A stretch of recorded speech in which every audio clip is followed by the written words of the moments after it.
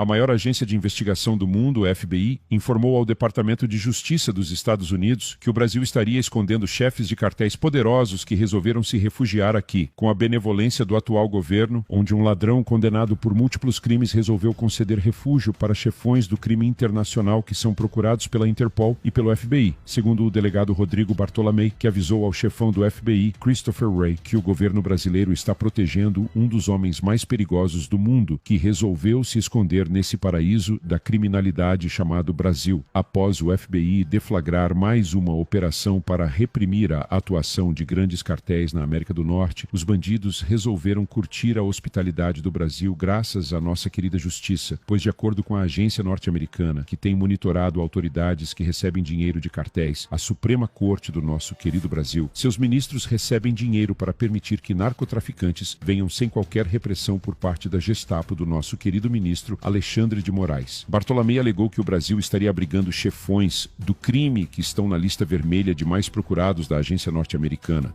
A Polícia Federal, que foi transformada para servir de capachos, foi negada a extradição desses chefões que estariam se escondendo aqui no país, pois a relação com os Estados Unidos azedou com o governo do ex-presidiário que decidiu abrigar no país criminosos de alta periculosidade. O diretor-geral do FBI, Christopher Wray, indicado ao cargo de chefe da maior agência de investigação do mundo pelo presidente Donald Trump, ofereceu total apoio da agência para corroborar as denúncias apresentadas por Elon Musk, segundo o chefão do FBI, que autorizou a investigação contra o ministro do Supremo brasileiro, muito mais grave do que as denúncias apresentadas por Musk, que seria justamente o ministro recebendo dinheiro do narcotráfico. Além do mais, já havia dito para a comunidade internacional levar Alexandre à Corte Penal Internacional por claras evidências de participação em esquemas envolvendo pessoas poderosas do narcotráfico, o qual considera a atual situação do Brasil um paraíso para traficantes internacionais se esconderem devido às leis fracas e juízes corruptos. Não é segredo para ninguém que Alexandre e outros ministros da Suprema Corte têm contas no exterior com milhões oriundo de propinas. Por se tratar de dinheiro de origem ilícita, a Receita Federal do Brasil, que foi proibida de verificar as contas bancárias de ministros das cortes superiores, assim como fazem com os meros mortais que não têm um cargo a ponto de proibir que a Receita fiscalize suas contas, a alegação é de que Alexandre recebeu sim dinheiro do narcotráfico. E isso, meus amigos, não é segredo para ninguém após o delegado que esteve por várias vezes no escritório central do FBI ao ser convocado pelo diretor-geral a fim de se reunir e entregar uma série de provas contra o ministro para processá-lo por formação de quadrilha, propinas e subornos, já que a agência norte-americana considera gravíssimo onde autoridades recebem dinheiro do narcotráfico. Recentemente, o FBI prendeu um contador que fazia a contabilidade de bilhões de um grande cartel, onde revelou documentos que aparecem em nome de autoridades brasileiras, incluindo políticos e os membros do Poder Judiciário, no qual se refere a uma folha de pagamento de propinas a fim de exportar para o Brasil enormes quantidades de drogas. A investigação do delegado teria começado ainda no governo anterior, quando ele pediu o indiciamento do ministro na PF, onde o próprio ministro acabou com a investigação onde o mesmo ministro seria o indiciado, mesmo com fortes indícios para autorizar uma prisão do ministro, pois as provas obtidas durante a investigação esclarecem que o ministro recebeu milhões em propinas para soltar um dos chefes da maior facção do país. Após surgirem denúncias contra os membros do Poder Judiciário, chamou a atenção da agência norte-americana o fato do crescente número de criminosos internacionais se escondendo aqui no Brasil. O chefe do FBI declarou que cartéis do México, Colômbia e Peru estariam atuando no Brasil, após esse governo de déspotas assumir o poder ao afrouxar a Polícia Federal para perseguir opositores do ministro Alexandre e de seu querido amigo ex-presidiário, o senador norte-americano Dan Sullivan, veterano da guerra do Afeganistão, ex-agente do FBI, que é conhecido na América do Norte por ter realizado prisões de juízes corruptos que foram condenados por conceder habeas corpus para membros de cartéis. Dan Sullivan, que agora é presidente da comissão no Senado norte-americano para assuntos estrangeiros. A pedido do senador, o FBI incluiu o Brasil na lista negra de países com suspeita de juízes de cortes superiores favorecendo criminosos, incluindo chefes de cartéis, que recentemente a Interpol revelou que o Brasil abriu as portas com a chegada desse governo liderados por bandidos para criminosos internacionais adentrarem no Brasil. Como foi relatado, Lula mandou 5 bilhões de dólares via BNDES para a organização criminosa que quer permanecer no poder na Argentina. O ex-presidente ex-presidiário que virou protegido do ministro Alexandre de Moraes, mesmo depois de vários escândalos de corrupção